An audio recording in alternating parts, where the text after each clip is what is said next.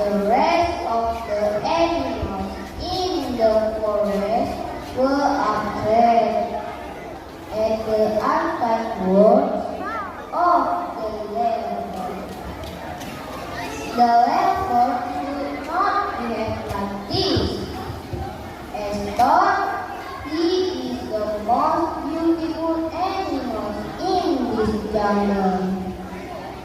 There are many of us who are more beautiful than him,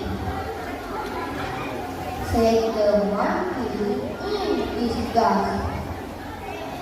It is not nice to talk like that, monkey. We should have talked with the leopard and advise me instead. God does not like us to look down on others. Advised the mouse in reply to the monkey.